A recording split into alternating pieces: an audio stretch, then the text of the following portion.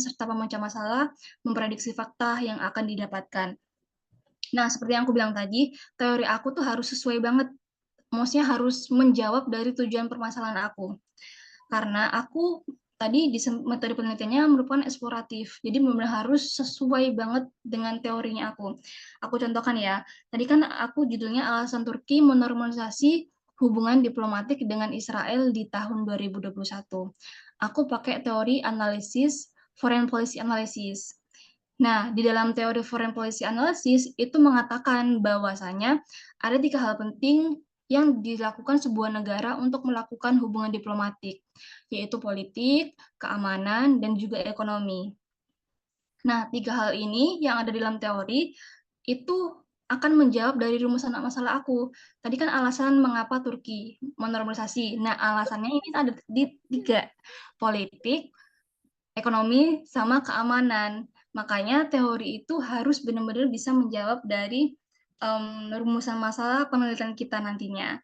Nah, itulah fungsi-fungsi dari teori penelitian. Jadi teman-teman itu harus benar-benar banyak baca sih, kayak sekiranya teori apa aja sih yang biasanya dilakukan oleh penelitian terdahulu. Nah, cara mudahnya memang harus melalui literatur review. Teman-teman kan nanti pasti menentukan nih, penelitian terdahulunya ada berapa, 10. Sekiranya mereka pakai teori apa aja. Nah, teman-teman bisa cari dulu, baca satu-satu teorinya. Kira-kira mereka pakai teori apa aja yang sekiranya cocok nih diaplikasikan ke penelitian aku nantinya. Kayak gitu jadi teman-teman untuk menentukan sebuah teori. Dan fun fact, bukan fun fact, lebih kayak aku aja teori itu aku revisi 3 kali. Karena yang pertama aku pakai teori national interest, kepentingan nasional, yang dimana itu lebih kayak udah mainstream lah ya, semua orang pakai teori itu. Akhirnya aku direvisi, aku pakai teori apa lagi nih, akhirnya aku baca buku, aku pakai yang keduanya itu pakai apa ya, decision making, pembuatan kebijakan. Itu ternyata nggak sesuai dengan topik aku ternyata. Akhirnya aku baru bisa nemu yang terakhir, pakai teori foreign policy analysis. Dan ya memang itu membutuhkan proses ya teman-teman untuk menentukan teori. Dan ada juga yang melakukan penelitian itu dari teori. Jadi, biasanya teman-teman itu bisa menguji sebuah teori. Jadi teman-teman bisa menemukan teorinya terlebih dahulu nih, baru fenomenanya. Ada juga yang fenomenanya dahulu, baru teorinya. Yang lebih susah tuh memang fenomenanya dahulu, baru teorinya. Karena tadi kita harus banyak baca buku dan tahu terkait sebuah teori. Nah, kalau misalnya teorinya dahulu, baru fenomenanya itu lebih mudah aja. Karena memang sifatnya lebih kayak menguji kebenaran ataupun sebuah teori itu sendiri. Kayak gitu. Next. Nah, it's time to sempro dan sidang. Karena tadi aku udah jelasin gimana sih caranya menentukan penelitian, metode penelitian, landasan penelitian itu seperti apa. Nah, jadinya pada saat sempro dan sidang, pastikan, maksudnya teman-teman pasti bakal bisa jawab pertanyaan dari dosen penguji. Karena teman-teman udah tahu nih, apa kegunaan teori, apa metode penelitiannya, pokoknya intinya tentang basic penelitian itu teman-teman udah tahu kan tadi yang aku jelasin, sehingga pada waktu sempro, apalagi sempro ya, itu pasti bakal bisa jawab pertanyaan dari dosen penguji di luar dari penelitian teman-teman. Karena aku nggak bisa mengoreksi penelitian teman-teman, karena kan tiap prodi itu beda-beda ya terkait penelitiannya. Jadi aku nggak bisa menentukan pertanyaan-pertanyaan yang ada untuk penelitian teman-teman, kecuali landasan ataupun pertanyaan yang substansial terkait landasan penelitian. Itu bisa ditentukan. Next. Nah, to-do list. Kira-kira apa nih yang harus dilakukan pada saat mau sempro dan juga sidang? Yang pertama, tentunya membaca kembali penelitian sampai paham betul apa yang diteliti. Kadang kalau misalnya udah sampai mau sempro, mau sidang nih, kadang tuh ada yang di pikiran kita tuh kayak kok semakin semakin aku baca semakin aku nggak paham nih apa penelitian aku, apakah ini udah benar atau enggak. Nah itu sangat-sangat wajar karena memang semua orang di lingkungan aku ya, bukan lingkungan aku, kebanyakan memang kayak gitu, kayak apakah udah bener nih, jadi kayak ragu-ragu gitu kan. Nah tapi itu sangat wajar kok teman-teman, tapi teman-teman harus pede juga kan, nantinya kan akan diuji nih di sempro ataupun sidang yang nantinya akan mendapatkan feedback dari dosen penguji yang udah expert, sekiranya apa nih yang perlu direvisi. Dan yang kedua, tentunya mempersiapkan sekiranya apa aja yang akan ditanyakan pada saat sempro maupun sidang. Teman-teman harus belajar sekiranya pertanyaan apa nih yang akan muncul. Itu tidak dipungkiri dari hasil penelitian ya, bukan hanya pertanyaan-pertanyaan landasan pertanyaan-pertanyaan substansial yang harus dipersiapkan, tapi dari penelitian teman-teman juga harus dipersiapkan. Sekiranya kalau misalnya aku ditanya ini, aku bisa jawab seperti apa ya? Itu yang aku lakukan pada saat dulu saat mau sidang. Yang terakhir tentunya melatih public speaking untuk presentasi dan menjawab pertanyaan dengan yakin. Nah, biasanya kalau presentasi itu dibatasi, kalau aku sidang itu cuman dikasih waktu 10 menit. Jadi kalau misalnya aku lebih dari 10 menit, langsung di-cut dari dosen pengujinya, nggak boleh dilanjutkan dan langsung ke pertanyaan. Itu jadi teman-teman harus melatih public speaking, sekiranya udah pas belum sih waktunya aku presentasi segini banyaknya dalam waktu segini kayak gitu. Dan juga menjawab pertanyaan dengan yakin. Karena kalau misalnya teman-teman kalau udah di hari H itu emang bener-bener awkward banget kayak bener-bener kadang bisa ngeblank. Bahkan judul skripsi aja tuh kita bisa lupa loh pada saat hari H. Makanya dibutuhkan membaca kembali lalu dilatih dengan public speaking itu duo combo yang nantinya akan membantu teman-teman untuk bisa sukses dalam sempro maupun sidang skripsi. Next. Nah, ini aku juga kasih tips ya teman-teman buat memperlancar lah sidang dan simpor teman-teman dengan membaca doa Nabi Musa. Ini aku sedikit sharing ya teman-teman. Ya sedikit apa ya berdakwah, bukan berdakwah juga ya. Aku sering banget kalau misalnya dihadapkan public speaking, ngobrol di depan umum, apalagi sidang ya. Sidang tuh aku meskipun sering jadi narasumber, sering ngomong di depan umum, tapi kalau sidang tuh bener-bener vibes-nya tuh kayak emang deg-degan dari awal.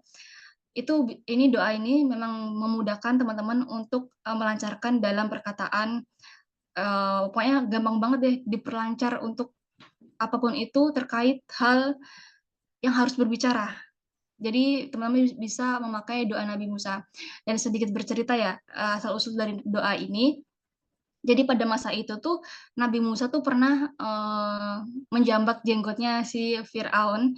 Nah, sampai Firaun tuh berdarah dan murka. Akhirnya turunlah ilham untuk kepada istrinya untuk diuji. Apakah benar ini orang yang akan menghancurkan kekuasaan kamu, Firaun? Akhirnya diuji nih Nabi Musa untuk memilih roti atau api bara. Dan akhirnya Allah menentukan Nabi Musa ini agar memilih api bara karena kalau misalnya dia memilih roti, dia benar-benar ketahuan nih dia bakal menjadi orang yang akan menghancurkan kekuasaan Firaun pada saat dia udah dewasa. Akhirnya dia disuruh untuk memilih api bara dan akhirnya Nabi Musa itu di kesehariannya memang sangat-sangat sulit untuk berkata. Makanya muncullah doa ini, lapangkanlah dadaku dan mudahkanlah urusanku dan lepaskan kekakuan dari lidahku. Karena Nabi Musa dari kecil kan udah makan api bara, jadi memang susah untuk ngomong pada saat dewasa. Jadi muncullah doa ini, seperti itu teman-teman. Semoga bermanfaat ya. Next.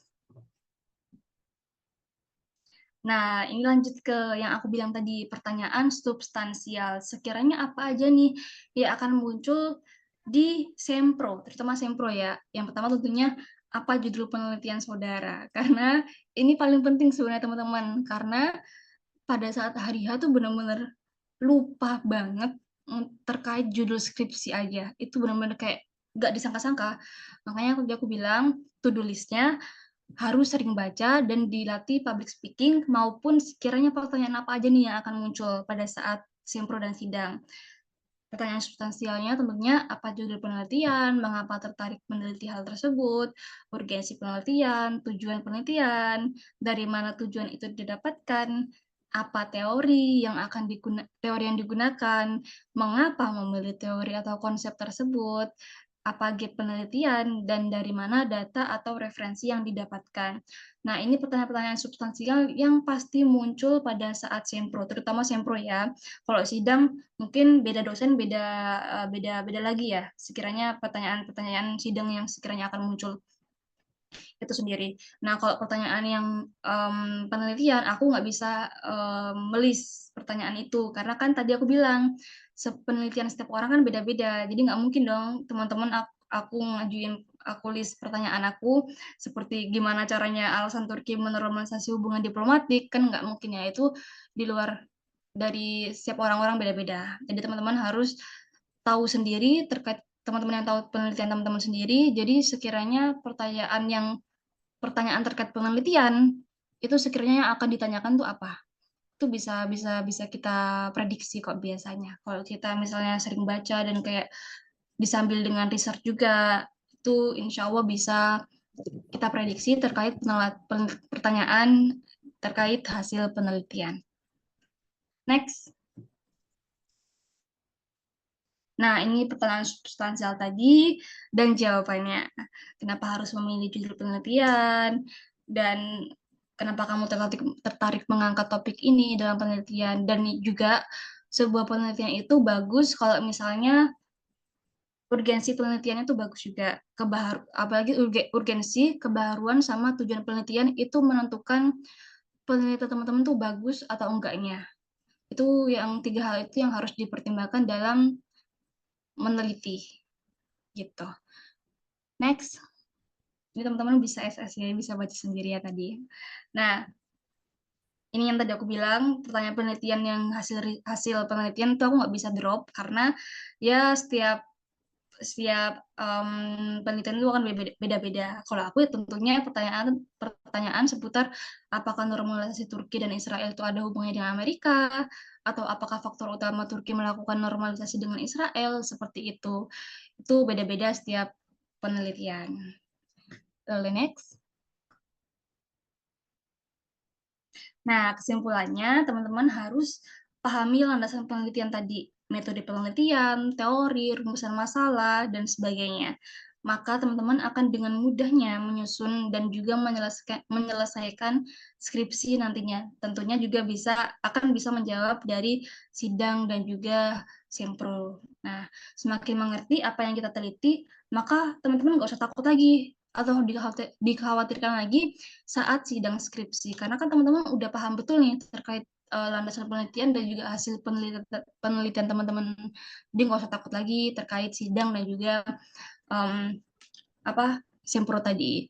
Oh iya, sama satu hal, kalau misalnya teman-teman ditanya dosen penguji dan teman-teman nggak bisa jawab, jangan sampai teman-teman tuh benar-benar diem, nggak jawab, cuma senyum doang. Itu seenggaknya teman-teman ngomong kayak, mohon maaf Pak, saya untuk hal ini memang menjadi evaluasi saya sendiri karena pertanyaan tersebut ataupun topik ini ataupun apa pertanyaan tadi itu memang belum saya dalami pada saat saya meneliti dan sebagainya, sehingga mungkin ini akan menjadikan evaluasi ataupun revisi di kedepannya. Jadi benar-benar kayak nggak boleh nggak ngomong cuma senyum doang tuh nggak.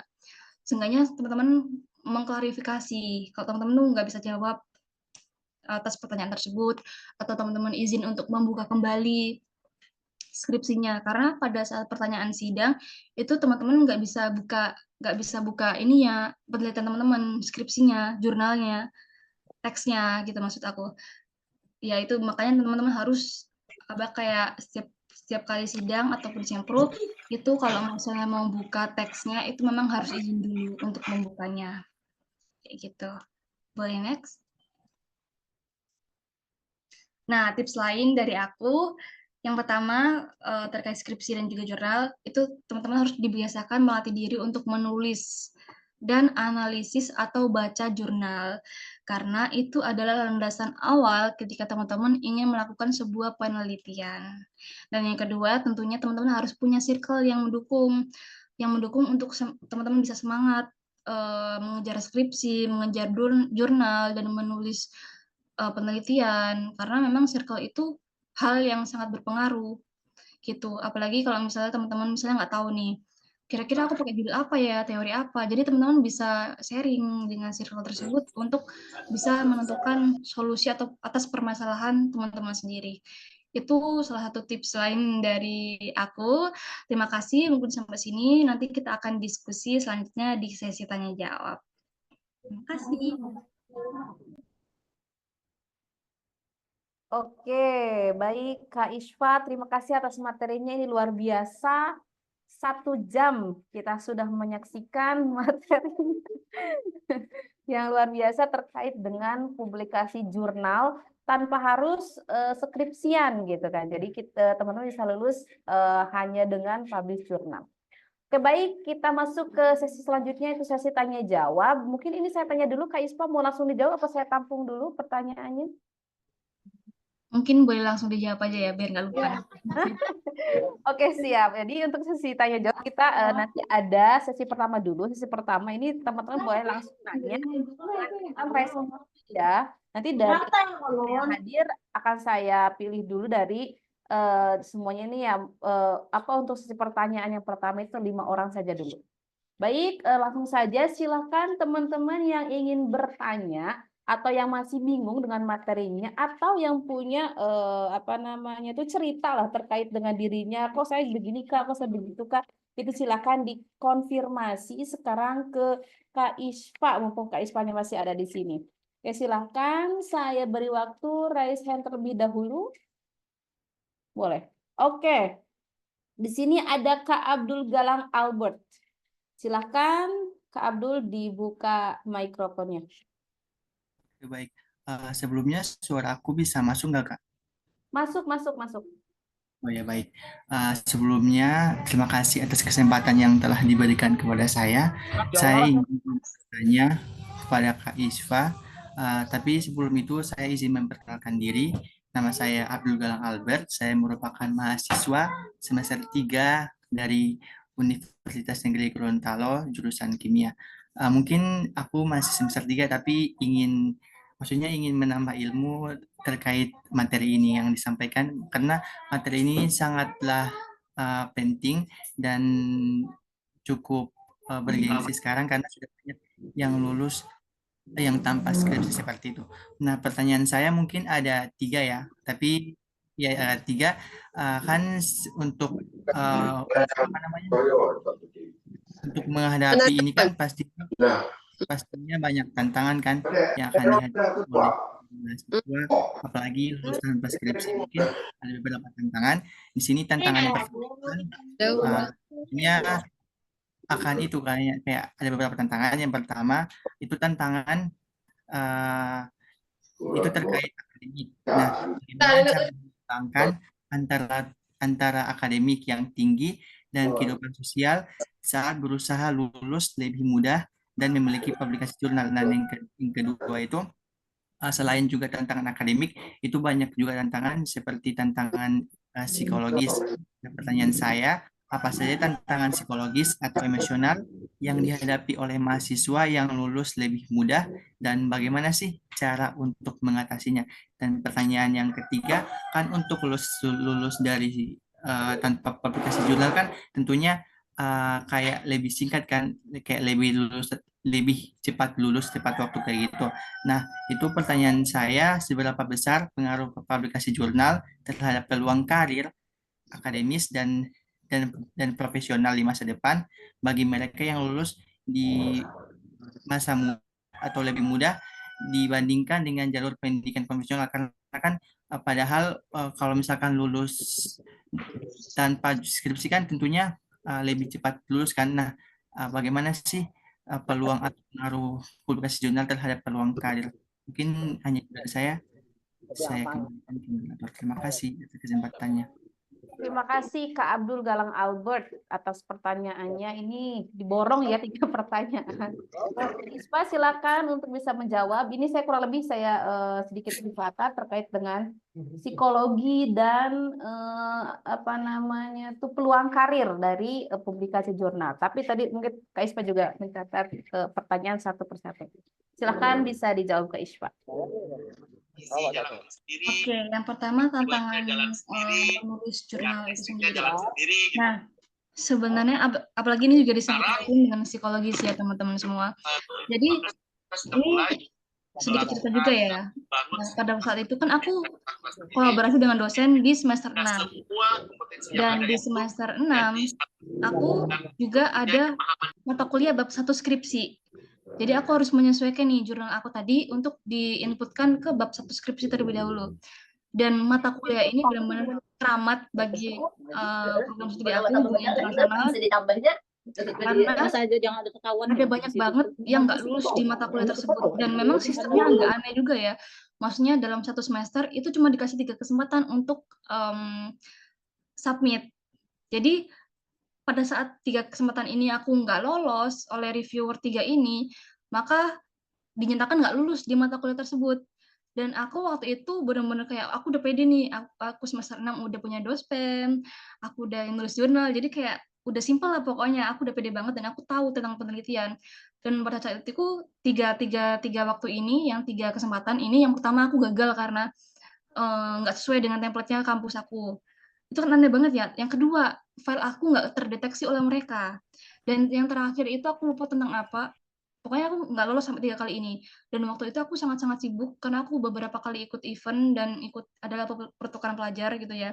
Jadi aku sangat-sangat nggak bisa handle itu. Akhirnya tentu psikologis aku kena, bukan psikologis juga ya, lebih kayak aku tentunya ngedown ya. Yang pertama aku presiden SUC, aku seorang presiden organisasi think tank yang menulis jurnal. Ya masa sih aku gagal di mata kuliah ini, gitu.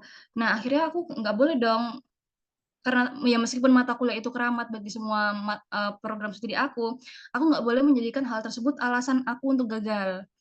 Aku sempat ngedown di semester 6 itu, nggak bimbingan kembali selama 1 bulan lah, 1 bulan aku nggak bimbingan. Aku diem aja ikutin organisasi, ikutin ya karena masih ada mata kuliah wajib dan perkuliahan. Aku masih seneng-seneng lah pokoknya nggak ingin melanjutkan. Ya sempet sih kayak, aku lanjutin nggak ya penelitian ini? Aku benar-benar kayak nggak bisa, bukan nggak bisa ya. Tadi ada revisi di teori sampai 3 kali. Itu psikologis aku waktu itu. Tapi aku ingin bangkit lagi. Maksudnya kayak kalau aku nggak bangkit ya, aku mau sampai kapan lagi gitu kan ya. Itu yang pertama. Nah, yang kedua, aku harus bisa bimbingan sampai akhir semester 6 ini. Akhirnya yang nantinya aku semester 7 aku bisa mata kuliah ini aku nggak ikutan lagi.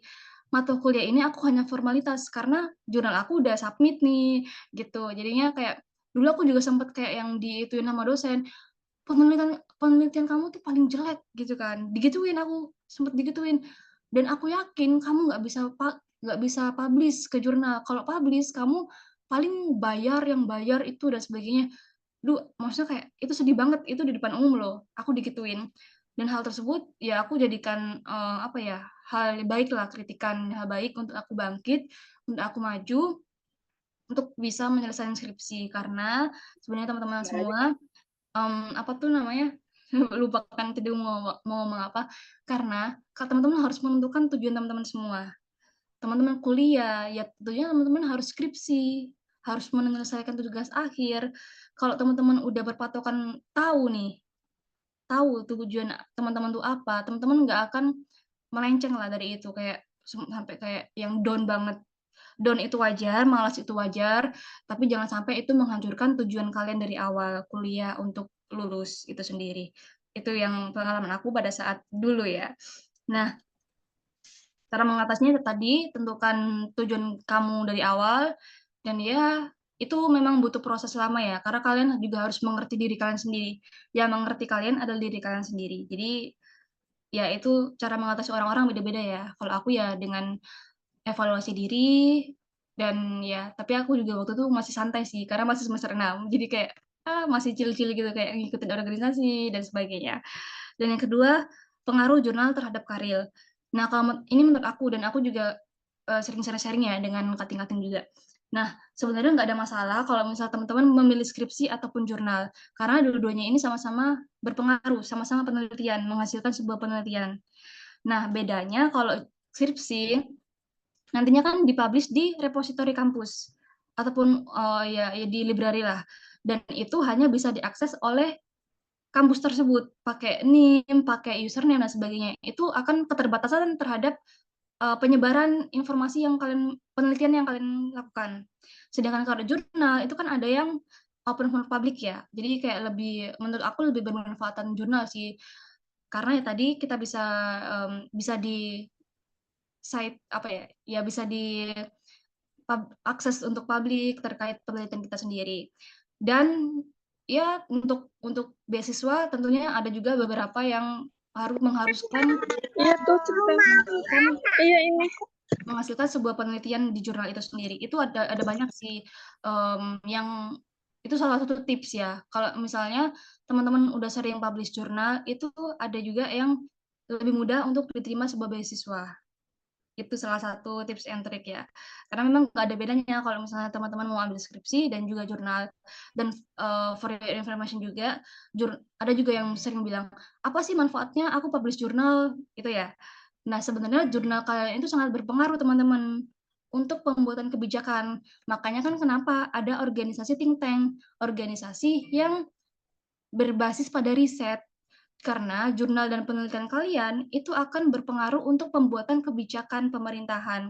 Entah itu kebijakan ya kayak tadi aku alasan Turki, itu, berpengaruh banget untuk pemerintahan membuat sebuah kebijakan, entah itu kebijakan kesehatan, kebijakan apapun itu nantinya terkait penelitian kalian. Itulah mengapa kita sebagai mahasiswa akademis itu memang harus membuat penelitian. Karena penelitian penelitian itu sepengaruh itu untuk ya landasan-landasan kebijakan dan sebagainya, kayak gitu. Semoga menjawab. Baik, Kak Isfa, terima kasih atas jawabannya. Kak Abdul Galang udah terjawab ya.